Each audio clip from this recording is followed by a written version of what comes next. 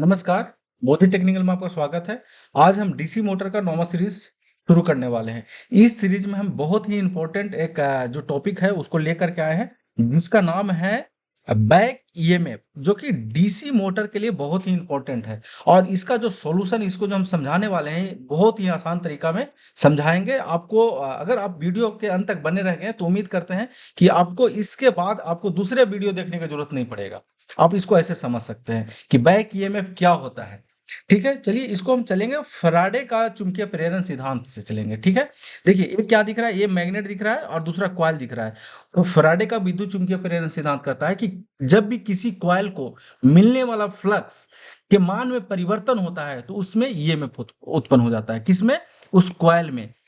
फिर से मैं दोहरा रहा हूं, किसी भी कॉइल को मिलने वाला फ्लक्स के मान में परिवर्तन किया जाए तो कॉइल में क्या हो जाता है, ईएमएफ उत्पन्न हो जाता है। ये फैराडे का पहला नियम से पता चलता है। ठीक है, अब देखिए ये आपको मोटर दिख रहा है, सेम जनरेटर में यही एक्शन होता है।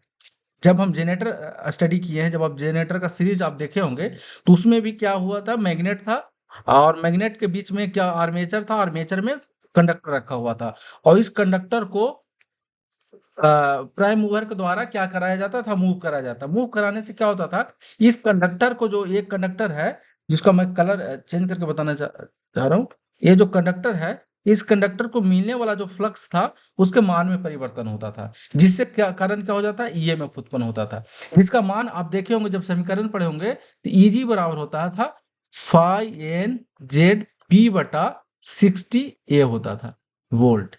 ठीक है, इतना वैल्यू होता था। कैसे? क्योंकि देखिए ये मैग्नेटिक फील्ड है, मैग्नेटिक फील्ड उत्पन्न कर रहा है और उस मैग्नेटिक फील्ड में इस कंडक्टर को रोटेट कराया जाए। रोटेट कराने से क्या हो रहा है, कंडक्टर को मिलने वाला फ्लक्स के मान में परिवर्तन हो रहा है, जिससे ईएमएफ उत्पन्न हो रहा है, जिसका मान कितना हो रहा है, फाई एन जेड पी बटा 60 ए होता है। सेम जो है ना, सेम एक्शन, हाँ, इसको आप ऐसे समझ सकते हैं कि ईएमएफ उत्पन्न करने के लिए, ईएमएफ उत्पन्न करने के लिए क्या क्या जरूरत हो गया, मैग्नेटिक फील्ड, और दूसरा जो रिक्वायरमेंट जो है कि उसको रोटेशन होना चाहिए, किसके, कंडक्टर में रोटेशन होना चाहिए। दो रिक्वायरमेंट होना चाहिए, मैग्नेटिक फील्ड होना चाहिए और दूसरा रिक्वायरमेंट ये होना चाहिए कि उस जो कंडक्टर है या जो कॉइल है उसमें उसको रोटेशन होना चाहिए।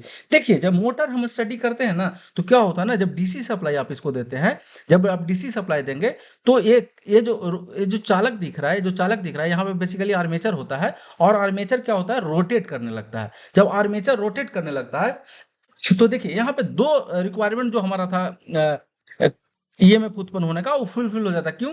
क्योंकि देखिए एक मैग्नेटिक फील्ड है, ये मैग्नेटिक फील्ड है और इसमें क्या हो रहा है, जो आर्मेचर है वो रोटेट करता है।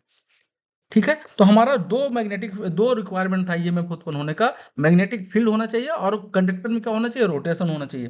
दो फुलफिल हो जाता है, जिसके कारण इसमें भी ईएमएफ उत्पन्न हो जाता है। सेम एक्शन, मोटर जनरेटर का एक्शन जो था वो मोटर में हो रहा है, जिसके कारण ईएमएफ उत्पन्न हो रहा है, जिसके कारण क्या हो रहा है, ईएमएफ उत्पन्न हो रहा है, जिसका वो जो वैल्यू भी होता है ना, सेम होता है, फाई एन जेड पी बटा 60 होता है इसका वैल्यू।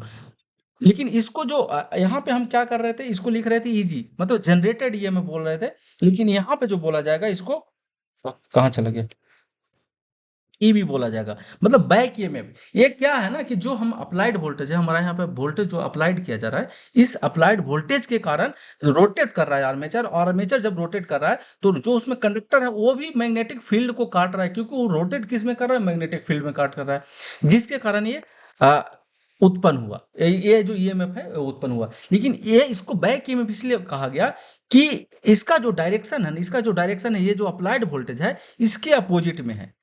ठीक है, अप्लाइड वोल्टेज के अपोजिट में है ये, इसका डायरेक्शन किसका, बैक ईएमएफ का। मतलब ये जो ईएमएफ है, लेकिन ये बैक है किसका, अप्लाइड वोल्टेज का, इसलिए इसको बैक ईएमएफ कहा गया है।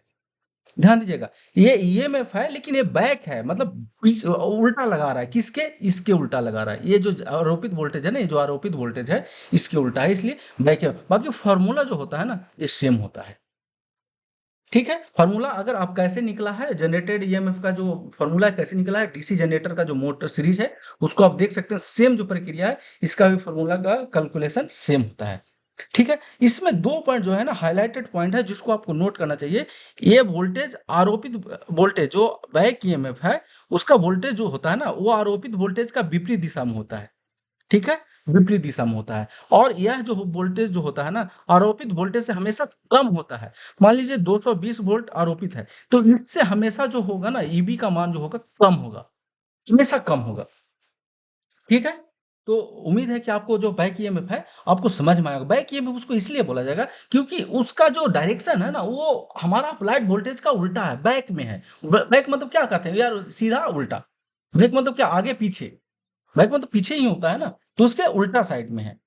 मतलब उसका डायरेक्शन जो है उल्टा है, इसलिए इसको बोला गया बैक ईएमएफ। अब हम फार्मूला की भी बात कर लिए, फार्मूला का बाद जो जनरेटेड ईएमएफ का फार्मूला है, वो सेम फार्मूला यहाँ पे है। ठीक है? अब इसका जो है ना थोड़ा-सा हम डेफिनिशन कोशिश कर रहे हैं समझा देने का कम टाइम में। देखिए बैक ईएमएफ एक डीसी मोटर का उत्पन्न होने वाला एक वोल्टेज है, जो आरोपित वोल्टेज के विपरीत दिशा में कार्य करती है।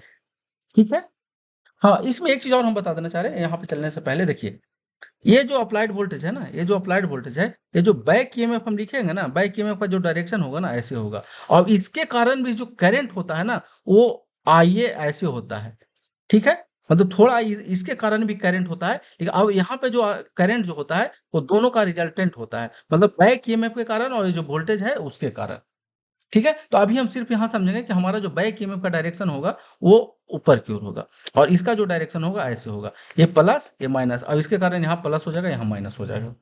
ठीक है? जब हम इसका फ़ॉर्मूला लिखते हैं, तो कैसे लिखते हैं? V बराबर ईबी प्लस आईए आरएन लिखते हैं। ठीक है? ये इसका फ़ॉर्मूला होता है डीसी शंट मोटर के लिए। चलिए, थोड़ा-सा हम डेफिनेशन से चल रहे थे। जब डीसी मोटर को आर्मेचर को घूमता है, तो यह चुंबकीय क्षेत्र में घूमने वाला कंडक्टर कट करता है। ठीक है? चुंबकीय क्षेत्र जो है उसको कंडक्टर कट करता है, जिससे कंडक्टर या कॉइल में एक वोल्टेज उत्पन्न होता है। यह वोल्टेज आरोपित वोल्टेज का विपरीत दिशा में होता है। इसलिए इसको विपरीत दिशा में होने के कारण इसको क्या कहा जाता है? बैक ईएमएफ कहा जाता है। ध्यान रखिएगा, बैक ईएमएफ क्यों कहा जाता है? क्योंकि इसका डायरेक्शन विपरीत दिशा में है। अब हम यहाँ थोड़ा-सा बात कर लेते हैं कि बैक ईएमएफ का जो रोल है ना, वो क्या है? इसका जो जब आप डीसी मोटर को वोल्टेज कंट्रोल करेंगे ना, वोल्टेज मतलब स्पीड कंट्रोल करेंगे, तो इसका रोल आएगा।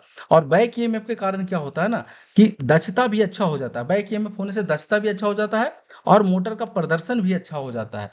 ठीक है? अब दक्षता कैसे अच्छा हो रहा है? यहाँ पे देखिए हम बात कर रहे थे कि एक करंट का डायरेक्शन ऐसे है। एक करंट का डायरेक्शन ऐसे है और इसके कारण जो करंट का डायरेक्शन है, तो रिजल्टेंट करंट जो होता है ना, वो हो जाता है कम। देखिए पहले ऐसे जा रहा था, कुछ ऐसे जा रहा है, तो रिजल्टेंट करंट कम हो जाता है। अब जब करंट कम हो जाएगा, तो देखिए आपका कॉपर लॉसेस कम हो जाएगा, वोल्टेज ड्रॉप जो है आईए आरए जो है वो भी कम हो जाएगा। ठीक है? तो इसका जो महत्व है ना, महत्व ये है कि इसका स्पीड कंट्रोल हो गया, मोटर की दक्षता हो गया और इसका टॉर्क जो होता है ना, मोटर का प्रदर्शन में भी काफ़ी रोल निभाता है। ठीक है? तो चलिए हम वीडियो को यहीं पे अब समाप्त करते हैं क्योंकि वीडियो काफ़ी बड़ा हो जाता है, थोड़ा-सा और हम कवर कर लेते हैं। देखिए बैक ईएमएफ का फ़ॉर्मूला होता है जहाँ पे चलिए इसको समझाने की ज़रूरत नहीं है, आप ये सब नेक्स्ट नेक्स्ट सीरीज़ में हम कर लेंगे। चलिए आज के लिए इतना ही, थैंक यू।